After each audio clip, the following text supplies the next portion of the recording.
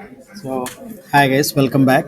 So, in this class we are going to हम लोग देखने वाले हैं oops का इम्प्लीमेंटेशन.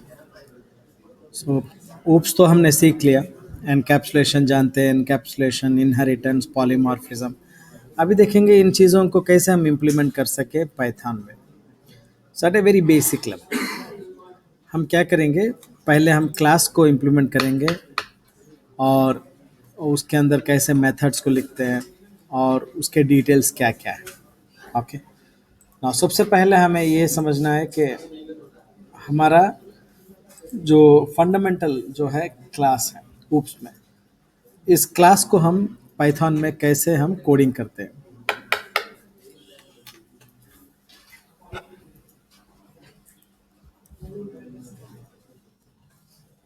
क्लास लिखने के लिए हमें करना क्या है, क्लास कीवर्ड यूज करनी है, क्लास, और उसके बाद हमें क्लास का नाम लिखना है. देखो जैसे मेथड का नाम, फंक्शन का नाम हमने लोअर केस से शुरू किया था, क्लास का नाम हमेशा आप अपर केस में शुरू करिए. जैसा फॉर एग्जांपल यहाँ पे है लिविंग ऑब्जेक्ट, देखो दूसरा वर्ड फिर अगेन अपर केस में शुरू होता है. सो लिविंग ऑब्जेक्ट ऐसे करके आप कोलन दे दीजिए, ये हो जाएगा क्लास का डेफिनेशन. सो क्लास का नाम है लिविंग ऑब्जेक्ट और कीवर्ड क्लास है और कोलन उसका सेपरेटर है, तो ये हो जाएगा क्लास क्रिएशन. अच्छा, अभी इसके अंदर कुछ ना कुछ तो हमें लिखना है.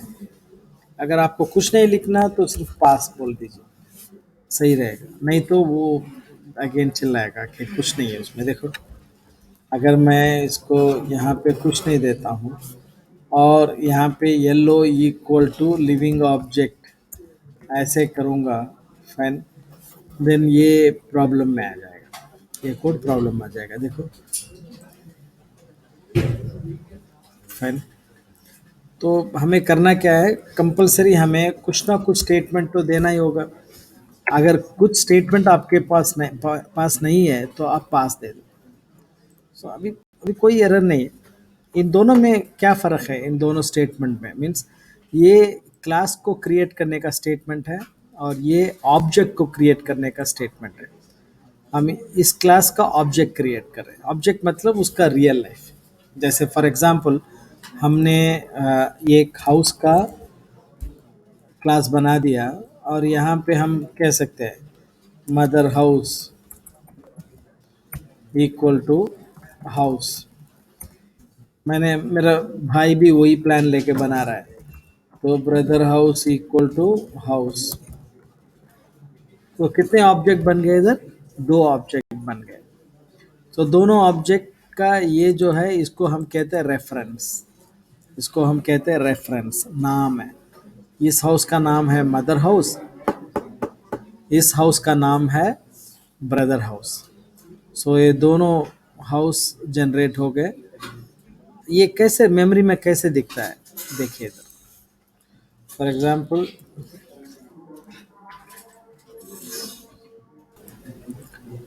ओके, इधर देखिए, अगर यहाँ पे जैसे मैंने किया है mother house equal to house और brother house equal to house, ये कैसे रहेगा मेमोरी में.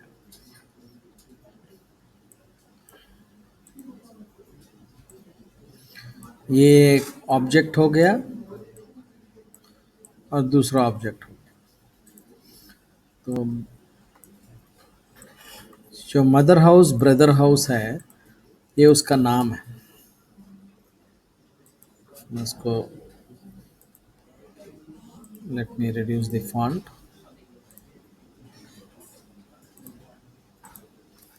ये हो गया ब्रदर हाउस, ये हो गया मदर हाउस और ये हो गया हाउस का एक ऑब्जेक्ट.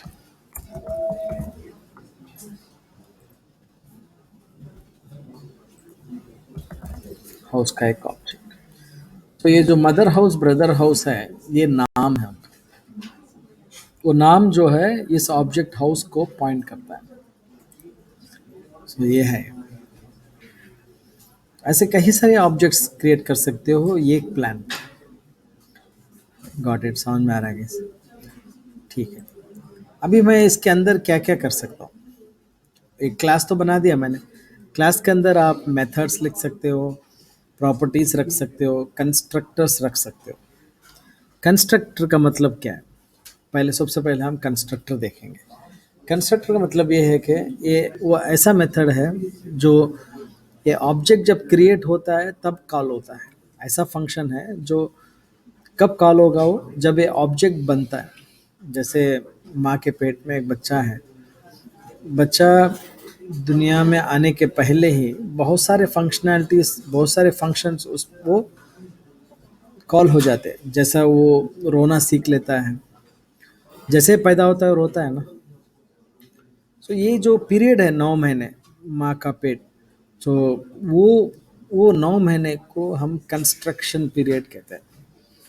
हर एक ऑब्जेक्ट का एक कंस्ट्रक्शन पीरियड होता है। सो वो कंस्ट्रक्शन पीरियड में अगर आपको कुछ लिखना है, आपको कुछ प्रोग्रामिंग करना है, तो उस प्रोग्राम को आप कंस्ट्रक्टर में लिख सकते हो। कंस्ट्रक्टर कैसे लिखते हैं? बहुत सिंपल। आप डेफ बोल दो, डबल अंडरस्कोर और इनिट, ऐसे लिखने का। सो इधर आप बोल सकते हो कंस्ट्रक्टर कॉल्ड, कंस्ट्रक्टर कॉल्ड आप बोल सकते हो। अगर आप अभी कॉल करोगे, दो ऑब्जेक्ट क्रिएट करें ना आप, सो ये कंस्ट्रक्टर 2 बार कॉल होगा क्योंकि दो ऑब्जेक्ट बन रहे हैं। सो देखो इधर, सो जितने बार आप ऑब्जेक्ट क्रिएट करोगे उतनी बार एक कंस्ट्रक्टर आपको कॉल होगा।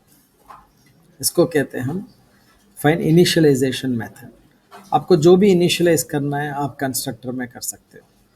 जो भी स्टार्टिंग में आपको करना है कंस्ट्रक्टर में आप कर सकते हैं। अच्छा, इसके अलावा और क्या हो सकता है? एक क्लास में आपके पास एक मेथड हो सकता है। So def met. अब इस पे आप एक चीज़ गौर करो, यहाँ पे सेल्फ बोल के आ रहा है। ये सेल्फ क्या है? सेल्फ का मतलब ये है कि वो इस ऑब्जेक्ट को रिप्रेजेंट करता है। समझ लो आप कंस्ट्रक्टर में कुछ पास करना चाहते हो, वैल्यू इनिशियलाइज करने को, या मेथड में कुछ इनिशियलाइज करना है, आपको पास करना है ऑब्जेक्ट को, तो वो सेल्फ कीवर्ड को आप यूज़ कर सकते हो। समझ लो मैं यहाँ पे पास कर रहा हूँ ये नाम मदर, और यहाँ पे पास कर रहा हूँ ब्रदर, और इधर so here I am passing two names, right? अगर if I want this to be printed here, let's say here I am printing, मैं ऐसे कर सकता हूँ self dot name. But self name name बोल के कोई प्रॉपर्टी नहीं है। बट यहाँ पे क्या करूँगा मैं, इधर दूंगा अभी, ऐसे दे सकता हूँ self dot name equal to n. अभी क्या होगा, नेम बोल के एक प्रॉपर्टी ऑब्जेक्ट में क्रिएट हो जाएगी, उसको मैं ये पास कर रहा हूँ। और यहाँ पे वो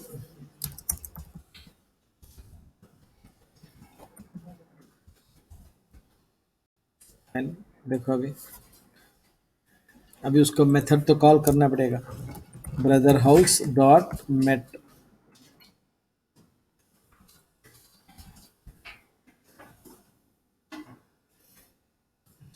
mother house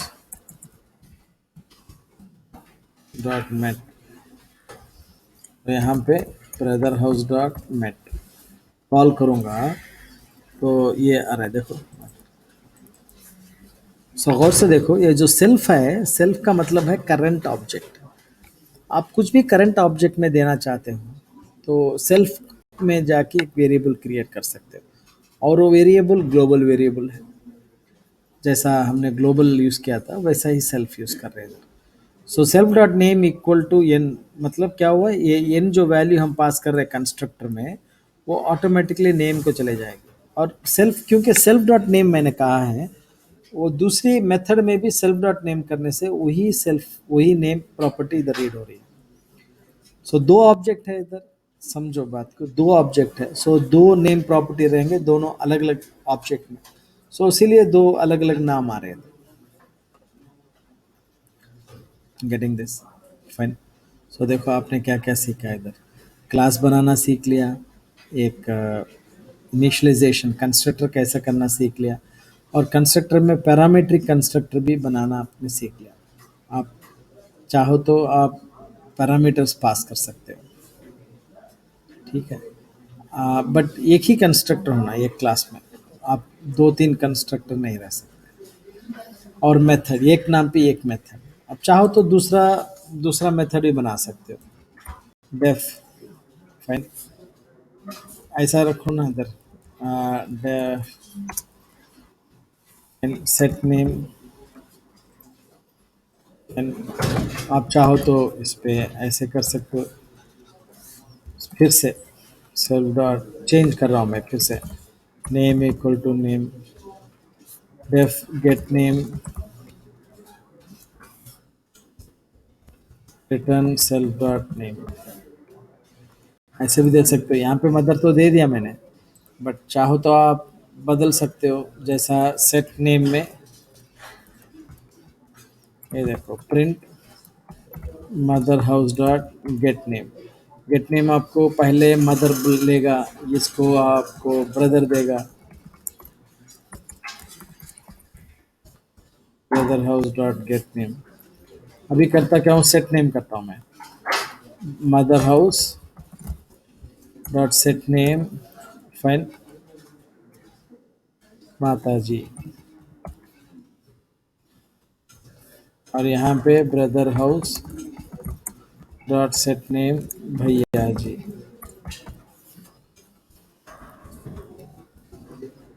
brother house dot get name, mother house dot get name, दूसरा नाम आएगा। पहले मदर ब्रदर दिया था, अभी माता जी भैया जी आएगा, माता जी के लिए।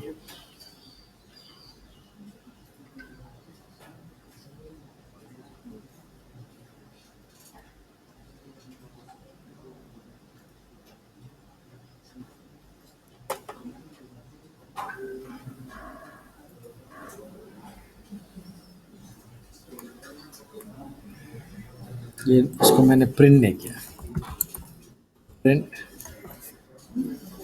प्रिंट करूंगा तभी प्रिंट होगी ना माता जी।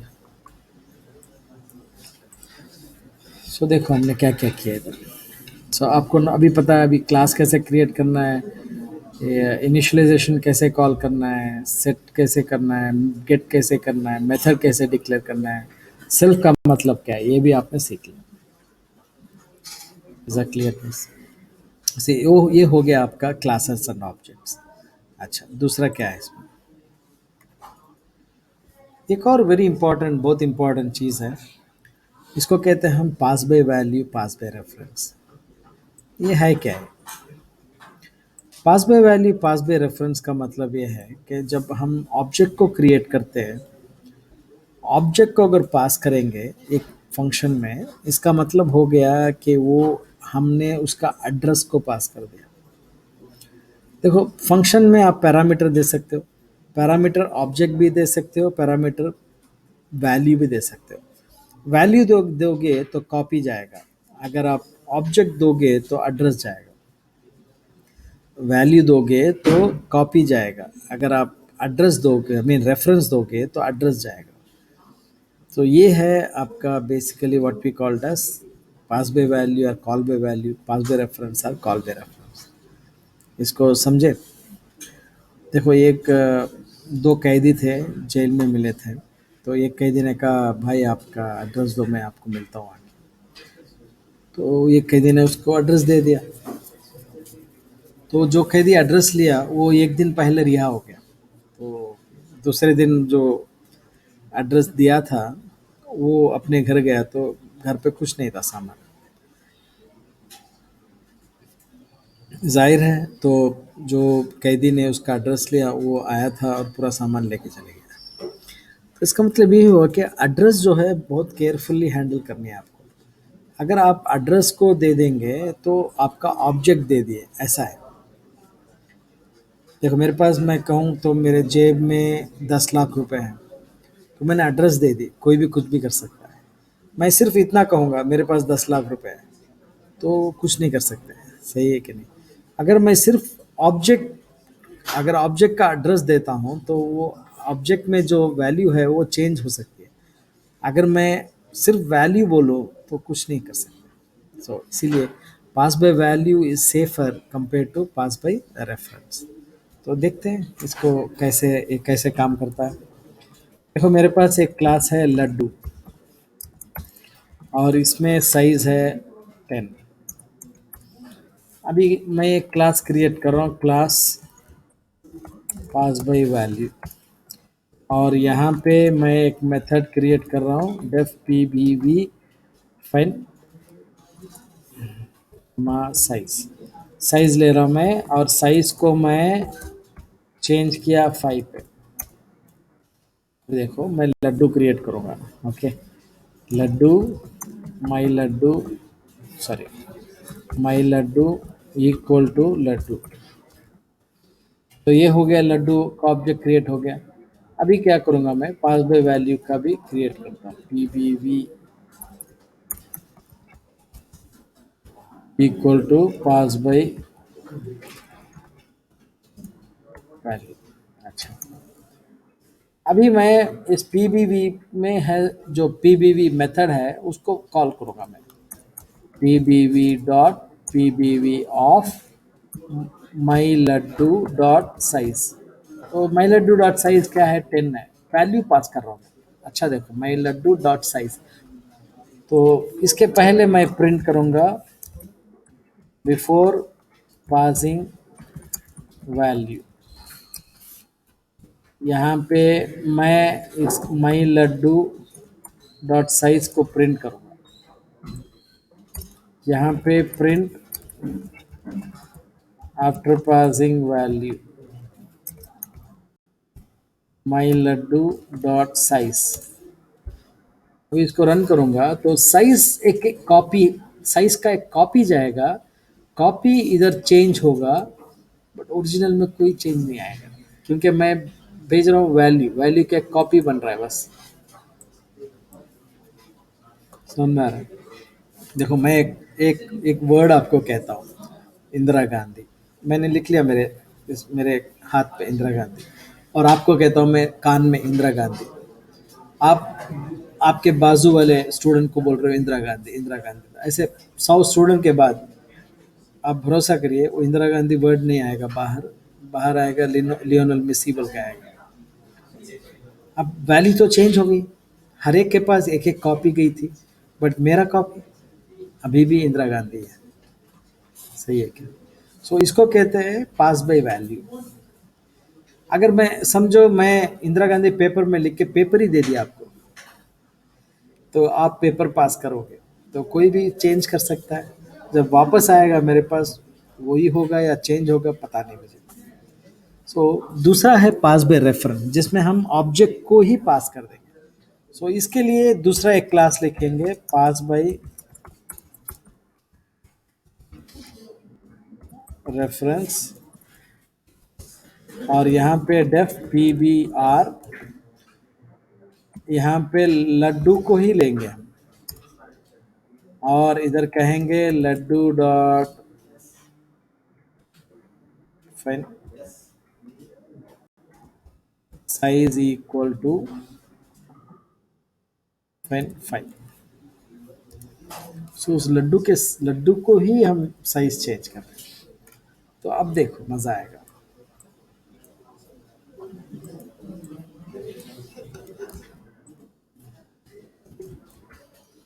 तो आफ्टर बिफोर पासिंग रेफरेंस माई लड्डू, यहाँ पे पी बी आर है,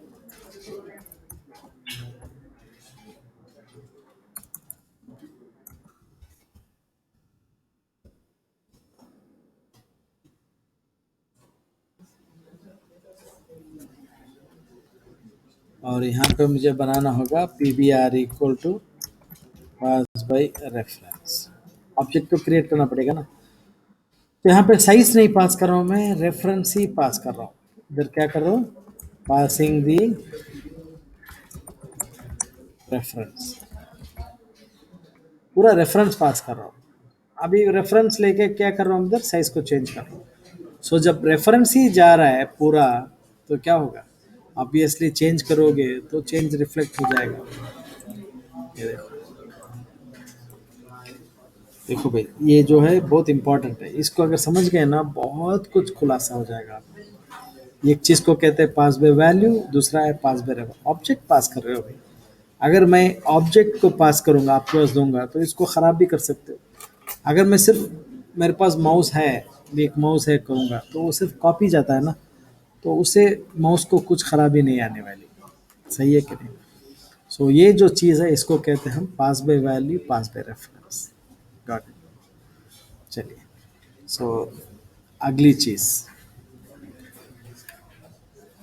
इनहेरिटेंस। इनहेरिटेंस आपको पता है, ऑलरेडी बात कर दिया मैंने। क्लासिफिकेशन, पाइथन में इस क्लासिफिकेशन को कैसे करते हैं? पाइथन में क्लासिफिकेशन करने के लिए ये आ गया आपका सिंटैक्स। पाइथन दोनों हायरार्की को सपोर्ट करता है, मल्टीपल इनहेरिटेंस भी सपोर्ट करता है, मल्टी लेवल इनहेरिटेंस भी सपोर्ट करता है।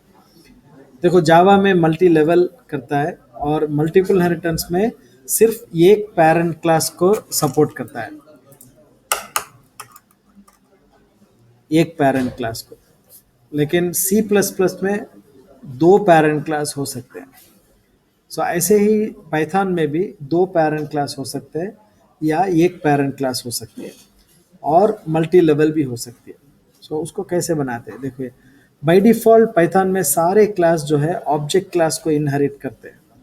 By default parent class object class होती है। ऑब्जेक्ट बोले तो एक गैलेक्सी क्लास है जो कॉमन है हर पाइथन का क्लास के लिए। और इसमें देखिए एक्स वाई जेड है, ये एक्स एंड वाई दो को इनहेरिट कर रही है, बी भी वाई जेड को इनहेरिट कर रही है, और एम जो है ए बी और जेड तीन को इनहेरिट कर रही है, और एक्स ऑब्जेक्ट को इनहेरिट कर रही है। देखोगे, सो ये इनहेरिटेंस पाइथन सपोर्ट करता है, मल्टी लेवल और मल्टीपल इनहेरिटेंस दोनों सपोर्ट करता है। अगर आपको इसे प्रोग्राम में तब्दील करनी है तो ये है आपका syntax. Class X, class Y, class Z कर दिया आपने। क्लास ए को हमने कहा एक्स कमा वाई, इसका मतलब ये एक्स और वाई को इनहेरिट करती है।